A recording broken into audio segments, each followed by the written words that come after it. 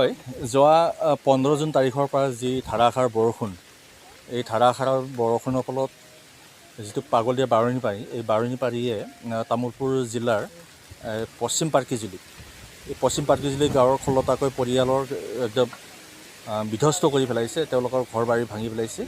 যোৱাকালি মই ইয়াত আহি দেখিলোঁ তেওঁলোকৰ থকা লোৱা খোৱাৰ কাৰণে কোনো ব্যৱস্থা নাই। মুকলি আকাশৰ তলতে তেওঁলোকে জীৱন নিৰ্বাহ কৰিব লগা হৈছে। এইটো গম পাই পেলাই আজি আমি মুছলপুৰ আৰু বৰমাৰ কিছুমান সাংবাদিক লগ হৈ পেলাই আজি আমি তেওঁলোকক আমাৰ সামৰ্থ্য অনুযায়ী অলপ ঔষধ আনিছোঁ, অলপ চাউল, দালি, তেল, বিভিন্ন সৰু ছোৱালীবিলাকৰ খোৱা খাদ্য এইবিলাক আনি পেলাই আমি তেওঁলোকক আজি গতাইছোঁ। আশা কৰোঁ আজিলৈকে তেওঁলোকৰ যিটো অভিযোগ কৰিছে আজিলৈকে বৰ্তমান এই সময়লৈকে তামোলপুৰ যিজন বিধায়ক জলে নিমাৰী তেখেতৰ খবৰ লোৱা নাই বুলি তেখেতলোকে অভিযোগ কৰিছে। আনহাতেদি দৰংগাজুলিৰ যি পৰিষদীয় সমষ্টিৰ পাৰিষদ বিজিত গোঁহাই তেখেতৰ ইয়াত বৰ্তমানলৈকে কোনো খবৰ কৰা নাই বুলি তেখেতসকলে খুব আক্ষেপ প্ৰকাশ কৰিছে। যিয়ে নহওক আমি আশা কৰিছোঁ, আমি সাংবাদিক হৈ পেলাই আমি তেওঁলোকক আহ্বান জনাইছোঁ বা তামোলপুৰ জিলা প্ৰশাসনক আমি আহ্বান জনাইছোঁ যাতে তেওঁলোকৰ দুখ দুৰ্দশাবোৰ ভালদৰে চাই পেলাই তেওঁলোকৰ যিটো খোৱা খাদ্যৰ যোগান ধৰাৰ কাৰণে আমি আহ্বান জনাইছোঁ আৰু তেওঁলোকৰ যিখিনি ঘৰত পুনৰ নিৰ্মাণৰ কাৰণে তেওঁলোকে যাতে ব্যৱস্থা কৰি দিয়ে তাৰ কাৰণে আমি আজি আহ্বান জনাইছোঁ। মানে তাৰ আমাৰ এইটো পশ্চিম পাৰ্কি বুলি গাঁওখন তামোলপুৰ জিলা, গাঁওখন নাম কৰে পশ্চিম পাৰ্কি, তামোলপুৰ জিলাৰ পৰে আমাৰ তামোলপুৰ জিলাৰ পৰা আমাৰ এইটো গাঁওখন নতুন চুপা বুলি কোৱা যায়।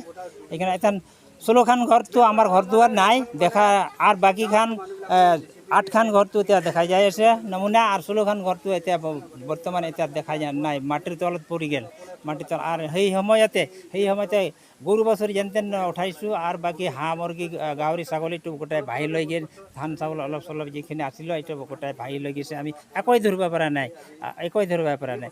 গতিকে আজি মহা বিপদত পৰি আছোঁ। গতিকে এই চৰকাৰে যদি আমাকে কিবা সহায় নিদিলে, আমাৰ BTC চৰকাৰ আজি ক'ত গ'ল সেই আমি ভাবি আছোঁ। আমাৰ যিমান আছে জনসংখ্যা আমি ভাবি আছোঁ আমাৰ BTC চৰকাৰ ক'ত গ'ল, আমাৰ EM আজিলৈকে আহিব পৰা নাই, আমাৰ লগে চাবালৈকে আহিব পৰা নাই।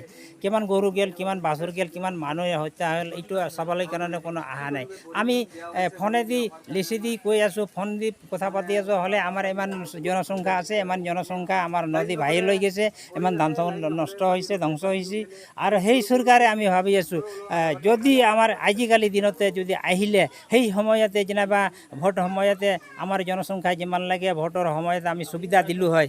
আজিলৈকে উপস্থিত হ'ব পৰা নাই, আজিলৈকে আমাক চাবলৈ কাৰণে কোনো চৰকাৰ আহি পোৱা নাই। আমাৰ আছে বিজিত গাঁৱৰাই, আমাৰ MCL ছাৰ আছে, আজিলৈকে আমাৰ খবৰ ল'বা অহা নাই। কি হৈ আছে আমাৰ তামোলপুৰ সমষ্টিৰ আমাৰ 4খান গাঁওটোৰ সন্তানসকল ভাই কি কৰি আছে, কি কৰা নাই, আজিলৈকে আহিব পৰা নাই, চাবলৈ অহা নাই। গতিকে আমি অনুৰোধ কৰিছোঁ চৰকাৰ যদি যিকোনো আমাৰ BTC অঞ্চলৰ চৰকাৰ যদি আমাৰ সন্মুখতে উপস্থিত হৈ যায়, আমি নিশ্চয় কিবা এটা দাবী দিব পাৰিলোঁ হয়। আমাৰ ওচৰত আজি উপস্থিত হ'ব পৰা নাই, আমি কি দাবী দিম? চলি পুলি এতিয়া লগনত আছে, আজিলৈকে লগনত আছে।